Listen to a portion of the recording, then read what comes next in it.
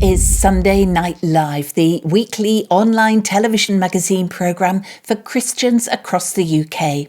This week, miracles in Ukraine amongst the pain and heartache. Shot at and saved in the Falklands 40 years ago. In Dementia Awareness Week, how belonging to a church might help. And with Thy Kingdom Come about to start, meet the Cheeky Pandas. Hello again, Pam Rhodes here with a very busy Sunday Night Live this week. In particular, stories from Christians working in the front line in Ukraine, coming across miracles amongst all the hardship and the horror that's around them every day. And the young soldier who believes that he was plucked by the unseen hand of God out of a very dangerous situation in the Falklands War. That was 4 decades ago. But we start, as we usually do, with music and worship.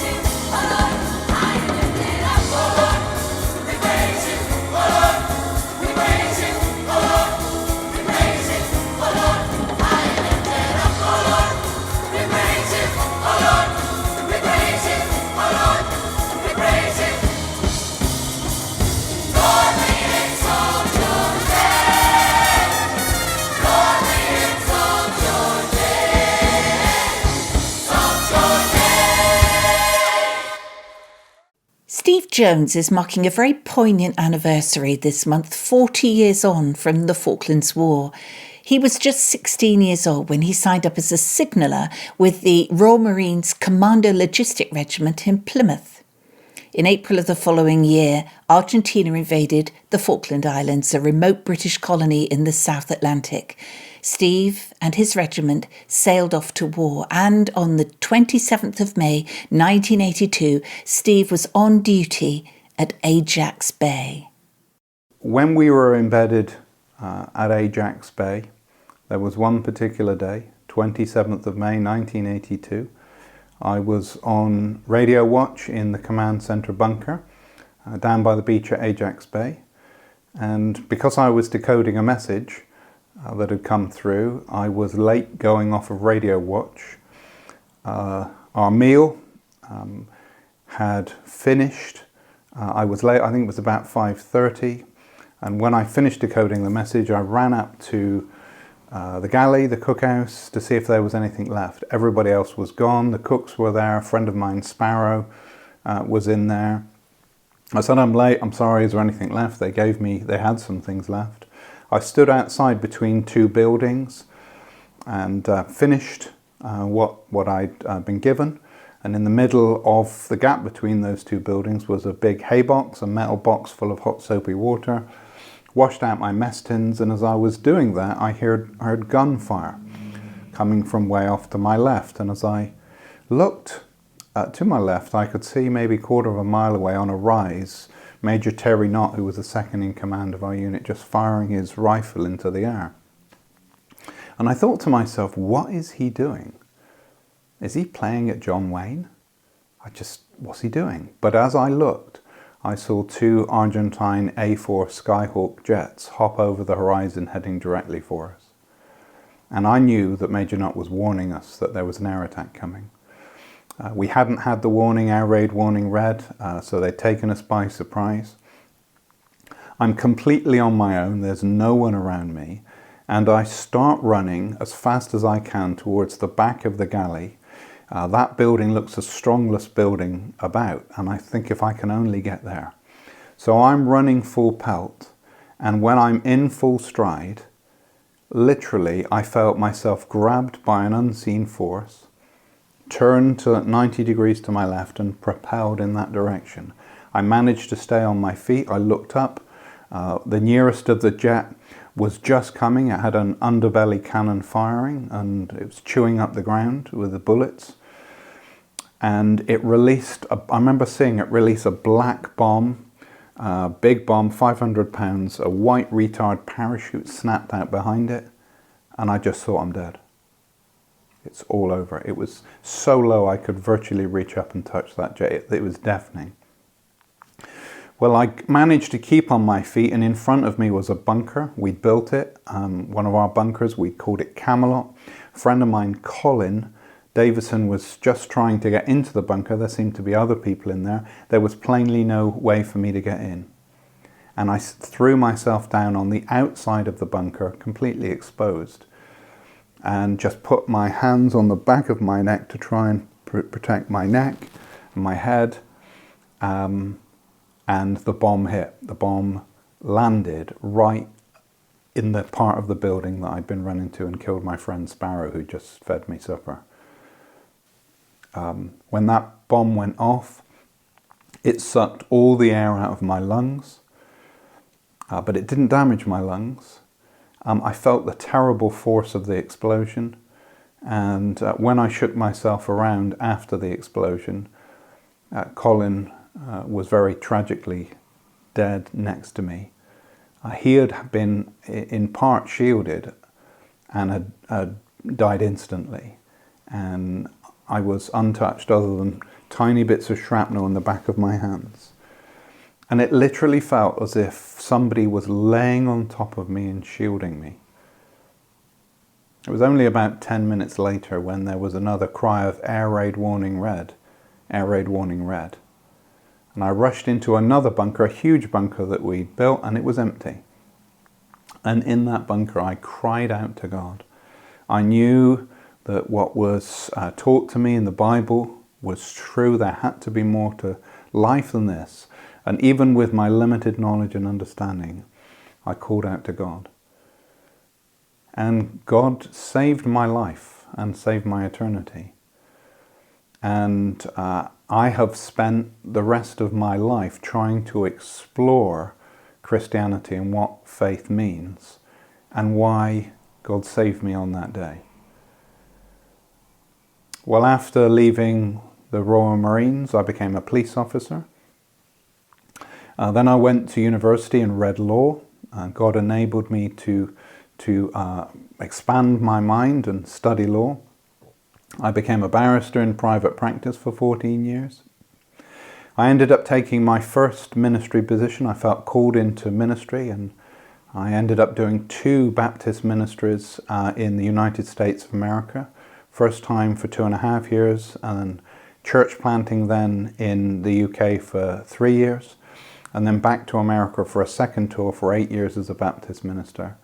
And then God called me out of that back to the UK, where I am now a vicar, serving God in Exmouth in Devon.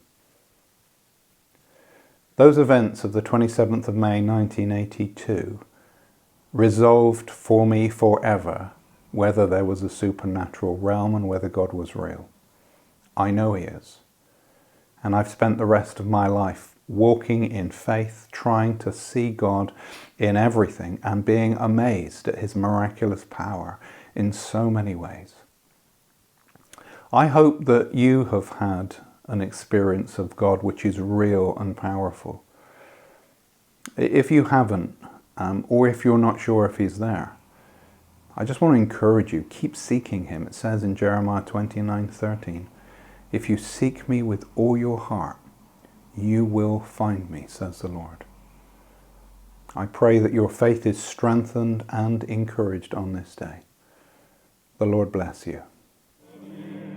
Just imagine being in the glorious surroundings of St Paul's Cathedral in London, listening to the magnificent sound of 3 of the UK's leading choirs joining their voices in praise and song. Well, that is the treat in store for anyone who'd like to go along free of charge to the oldest choral festival in the world, the Clergy Support Trust Festival, which will be held at St Paul's on Tuesday, the 24th of May. Andrew Carwood is the Director of Music at St Paul's, and he's here to tell us now why he thinks if you went along, you'd love it. My name is Andrew Carwood, and I'm the Director of Music at St Paul's Cathedral.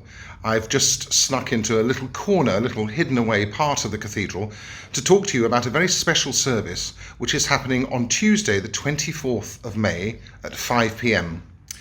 And this service is for the Clergy Support Trust. It's a very ancient service. It's been going on for over 300 years every year.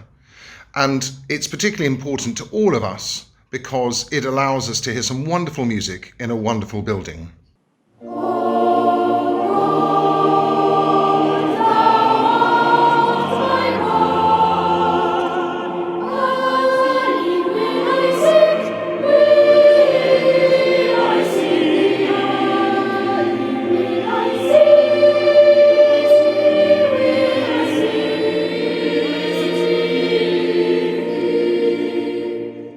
But not only does it just feature the St Paul's Cathedral Choir, it also features 2 other cathedral choirs. Every year we have 2 friends who come to sing with us and make this event truly memorable. So this year we have the choirs of Southwark Cathedral and Liverpool Cathedral.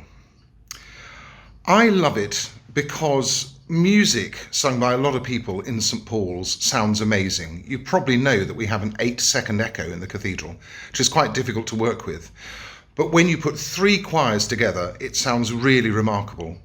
So if you come on Tuesday the 24th of May at 5 p.m, you will hear each choir singing their own pieces, but you will also hear 2 pieces where all 3 choirs sing at the same time. And this year, we are featuring Samuel Sebastian Wesley's Ascribe unto the Lord with all 3 choirs. It's going to sound absolutely epic. St Paul's has been the home for this service, as I said, for over 300 years. In fact, it's the oldest festival service in the world. It allows people to come from all over the country and experience an amazing event. But it's not just a musical event. It's for a very important charity. The Clergy Support Trust exists to help those clergy people who've fallen on hard times or who are experiencing difficulties. Let's be honest, the modern world is a difficult one in which to live, and that's no different for the clergy as well. All the pressures that they have to face, that's before we get to the understaffing in the church generally, the number of parishes they have to look after. And it's important to have a charity which is devoted to helping these really important people who give us so much in our lives. So, Tuesday the 24th of May, 5 p.m, Come to St Paul's Cathedral, experience it for yourself. I guarantee you will not be disappointed. There'll be plenty to look at, plenty to see, and you'll have a truly memorable day.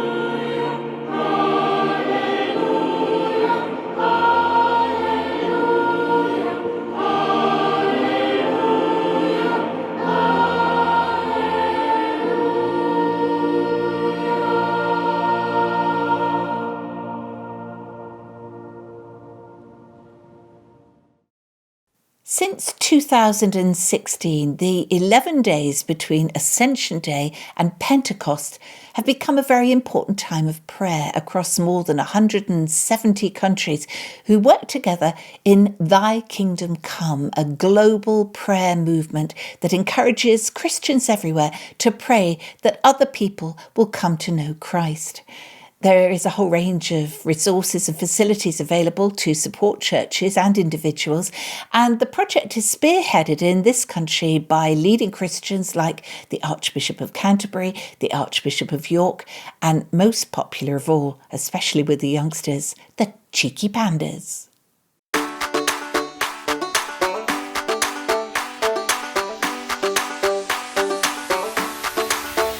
You can love the smell of roses or the blossom in the trees. Love the taste of candy floss or honey from the bees. Love to play the joker and love playing with your friends. But the love of God is greater and His love will never end. You can love your favorite color, flying kites up in the air. Love your pet tarantula or bedtime teddy bear. Love your favorite ice cream and love eating Brussels sprouts. Brussels sprouts? But the love of God is greater and it never will run out. Bigger and stronger and higher and wider. There's no love greater than His. Bigger and stronger and higher and wider. There's no love greater than His.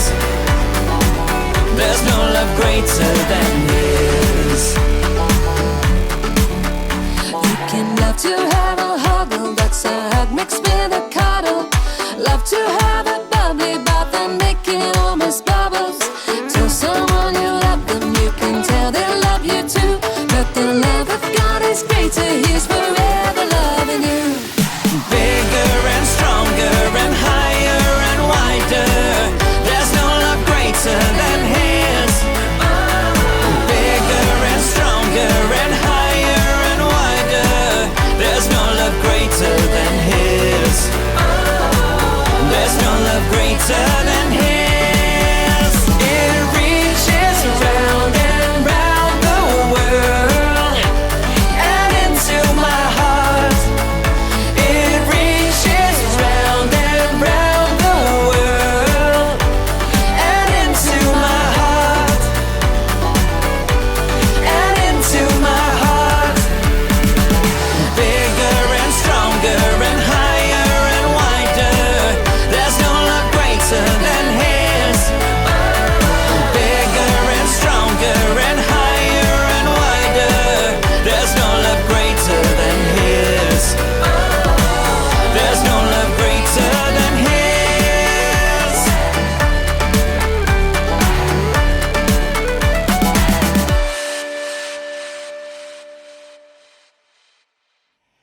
Now, later on this month, on Wednesday, the 25th of May, it will be National Candle of Justice Day. It's organised by Churches Together in England, and it is a campaign that is in fact a national ecumenical movement to commemorate the death of George Floyd and to renew commitment to stand against racism in the world and in the church. So to tell us more, here's the General Secretary of Churches Together in England, Mike Royal. Churches Together in England, together with our partners at Premier, will be remembering the death of George Floyd on the 25th of May. That week, we will hear from the presidents of Churches Together in England, but also from young emerging leaders who have a passion for racial justice. We want to become better allies. We also want to change our attitudes and see our organisations audited so they become movements of change and transformation in society. And so we're asking you to do 5 simple things. Firstly, to pause and to remember George Floyd, to light a candle and to pray, and then to commit to tackling racial injustice. And when you've finished doing that, to take a photo of your candle and to post it on social media with the hashtag Candle of Justice, tagging at Churches England. We look forward to you joining us. Thank you.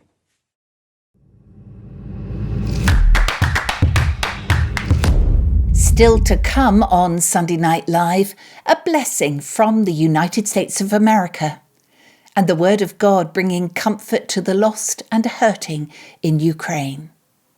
Through her work with the Pilgrim's Friends Society and as a writer, Louise Moores has become known as an expert in the field of dementia. It is the start of Dementia Awareness Week today, so Louise is here with some thoughts and some encouragement too about current thinking on dementia. This week is Dementia Awareness Week. I've been following the news and research about dementia for 18 years now and have published 5 books about it. And I'm aware that awareness of dementia is very, very high. There's a dread about it still, but understanding of dementia and knowing the facts is actually very low, because who wants to find out about dementia until it impacts on your life? But there are points of hope that are worth bringing up now. The first 2 concern our relationships with our loved ones with dementia. One is that we often find that there's a time when relationships with people with dementia are actually enriched, strangely. A daughter said to me that for the first time now, I'm having hugs from my mother, and listening to her life story, I can understand why she's always been so repressed. As dementia removes psychological barriers, often understandings or misunderstandings disappear. The other hope with dementia is knowing that you can still reach the person. The person hasn't changed. Although as the disease progresses they seem to change, they actually don't. And there is so much proof of this in something called rementing. Rementing is an ugly word, but it's when the person reappears through the fog with all the capabilities that they had apparently lost. I have so many stories that people have told me of how, for Christians particularly, spiritual input has prompted this kind of rementing. It doesn't last, but the person is enough of themselves, often even in quite dementia, deep dementia towards the end of their lives. So knowing this means that you know that although you may not see it, you are giving comfort to a loved one with dementia when you minister to them, to the essence of them, to their spirit. I've written a book called Worshipping with Dementia and had much feedback of how taking one of these devotions has really helped. There's also hope in the wider dementia story. The good news is that we are beating it. The number of cases is dropping each year. The incidence, the new cases are dropping by 16% over the last 3 decades. For each decade, there's been a drop of 16% in new cases. And this isn't because of a medical or pharmaceutical cure. It's because we understand now more what constitutes a healthy lifestyle. And we live in countries with good care, with good physical care systems. We're told that there are 850,000 people living with dementia in the UK, but the actual diagnosis is 527 for 100,000. Of course, even one is too much, but the higher figure, which is discouraging and creates fear, is based on estimates, on projections that were put in the 1980s. The diagnoses don't support that at all. And we know how to live practically, and we know how to live well. And more of us are adopting healthy lifestyles. A study for Japan, which has an aging population, shows that by filling the gaps in people's lives at different stages, that their population would experience increased longevity and less dementia. They would live longer, but live less or fewer years with dementia. And this was a study of 40 million people. So we know how to prevent it. We know that it's dropping. And one thing that is particularly Christian, I believe, and gives the strongest hope of all, is that there is protection in belonging, in being part of a community. Where we go to church, where we know we belong to the family of God, that gives us a greater protection than we can imagine.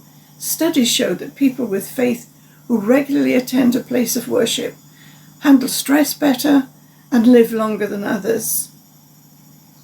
No wonder the Bible tells us not to forsake the assembling of ourselves together. Our great hope as Christians is in the family of God and in Jesus. We've all been deeply shocked and moved by the terrible images and stories that have been coming out of Ukraine over the last couple of months. And right in the front lines, supporting and ministering to people whose lives and futures have been shattered by the brutal bombardment of their homes and cities, are members of the Bible Society, doing everything they can to help the living and to pray for the dead. So let's hear now from Anatoly, who is the Deputy General Secretary of the Ukrainian Bible Society. So we're trying to do everything possible to help people, because it's just, I cannot find the right word to describe how many buildings, houses, apartments, buildings are destroyed, ruined. It's thousands of families only here. I talk now about Kiev region are homeless. Now, if you ask me how is the situation in Kiev, where I am, so that was what we experience today. You can meet people outside begging for bread, begging for some help. You know, if you drive, you see frustrated elderly people sitting or standing outside of ruined house, burned totally. So it's a lot of pain, a lot of sorrow people experience here. So there you are in the midst of this tragedy that's just unfolding. Are you seeing God's hand, God's presence helping people? I have seen a lot of miracles.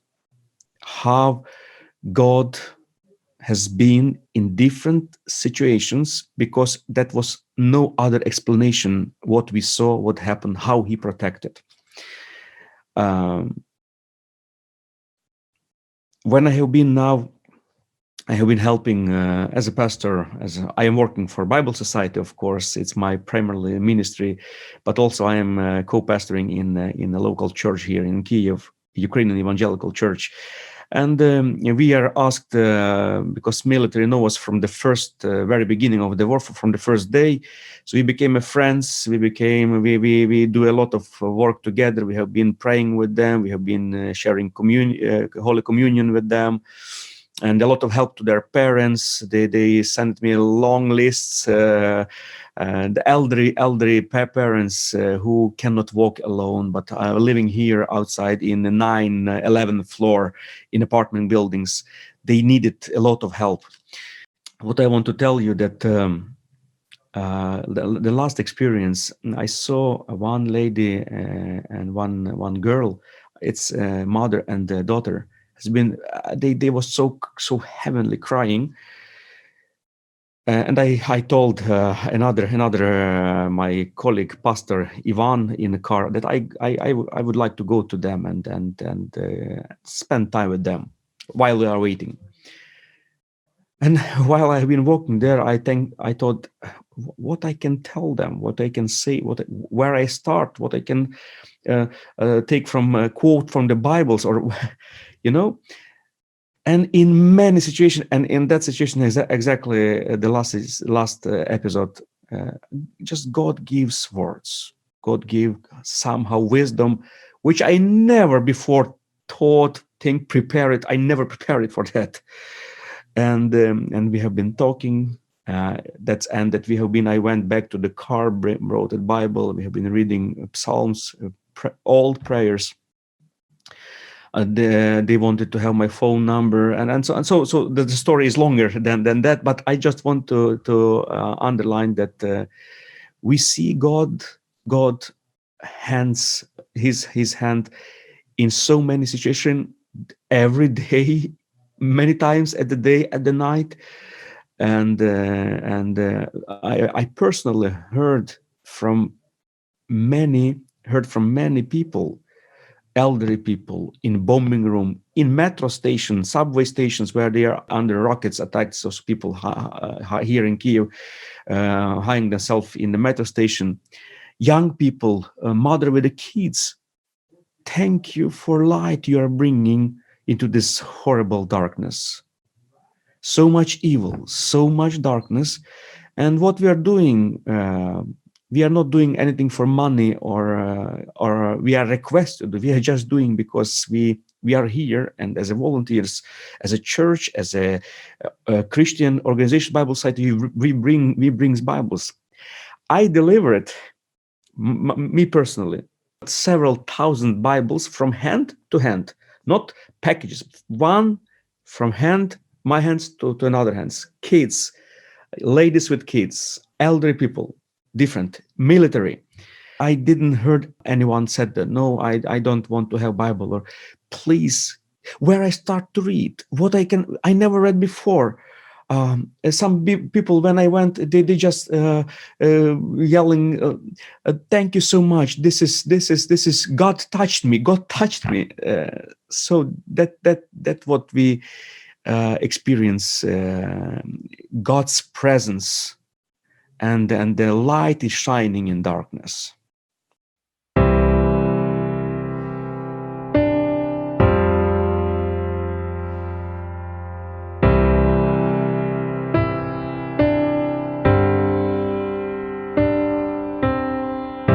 The Lord bless you and keep you. Make his face shine upon you and be gracious to you. The Lord turn his face toward you and give you peace.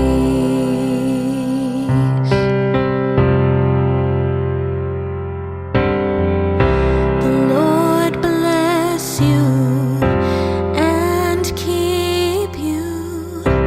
Make his face shine upon you and be gracious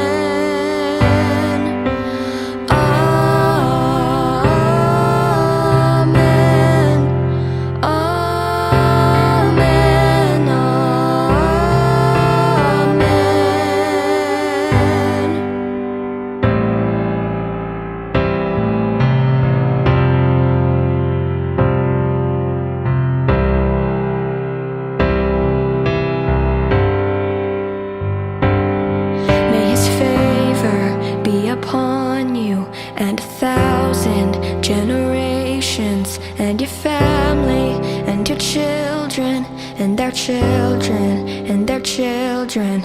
May his favor be upon you and 1,000 generations, and your family and your children and their children and their children. May his presence go before you and behind you and beside you, all around you and within you. He is with you, he is with you.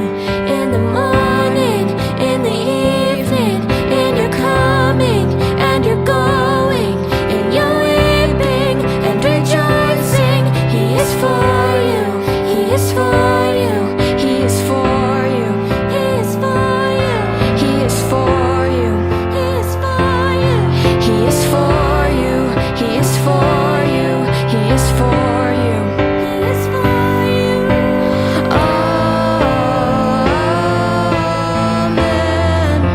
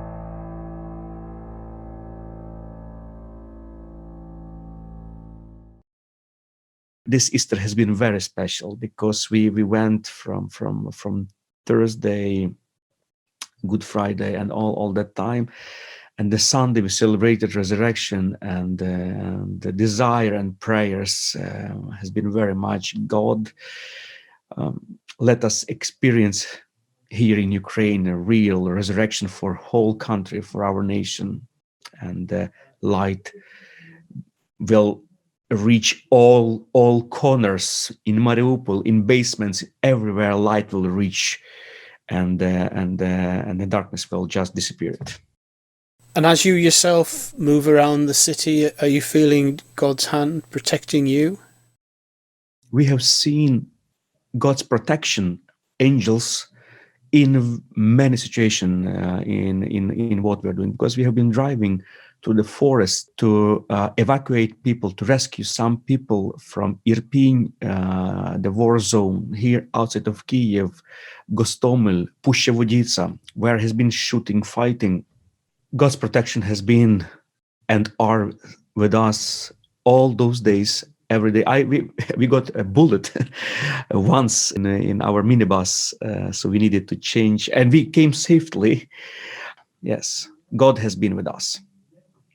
And you yourself, has there been a particular Bible verse that just keeps coming back to you, that's given you hope as you look at all this destruction that's around you?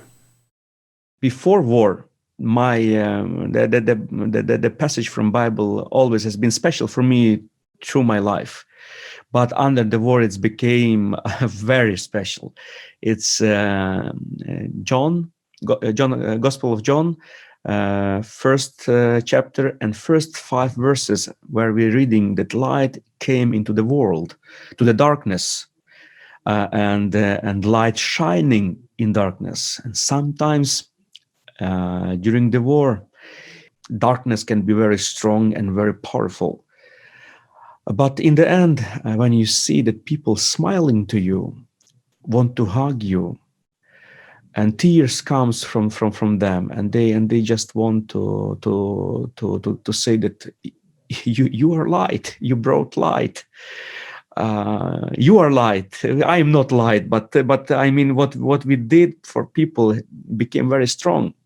We have been evacuating one old lady from apartment building which has been ruined no roof, and we just heard help, and we came with several volunteers inside. That very dangerous to enter any building especially on that time. And we found her in second floor in a small apartment, no windows, very cold, and she couldn't walk alone, needed help. I asked her, how you survived here? She said, I prayed, I wasn't afraid, because I knew that God will send the angels. He promised me to send the angels to take me out from here. And I knew I will survive because God promised me to send the angels. So everything that's going on, everything that you shared, it's hard to get your head around, really. How would you want us to be praying and to be supporting you? For me, prayer support have a very deep meaningful, and I saw the results of that people pray for me, for us.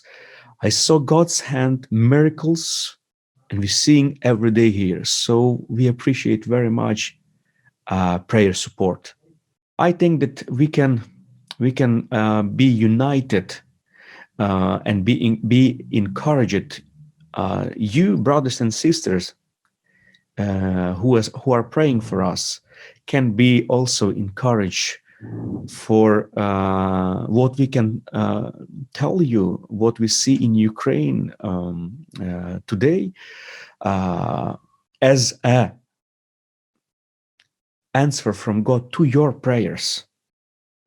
I saw here outside in Kiev, in one apartment building, in one apartment to kitchen, maybe you saw pictures, came a big rocket where has been a big family inside on that time and doesn't explode it.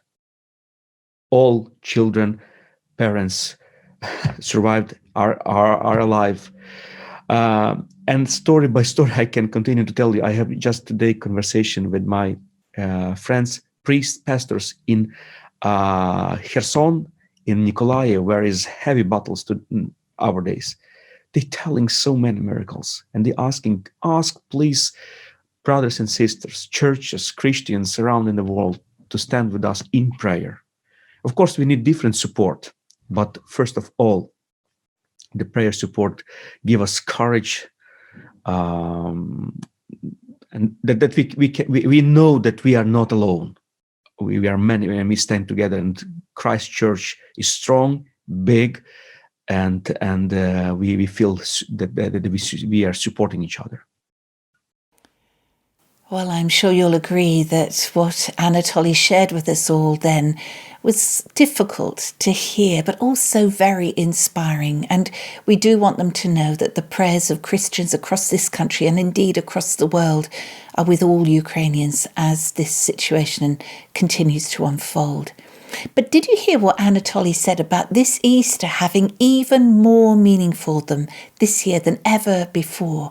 So shall we join with them in the recognition of the promise of Christ's resurrection from the darkness of the grave into the glorious light of God's love? And from me, Pam Rhodes, until the next time we're together, I do wish you every blessing. Bye-bye now.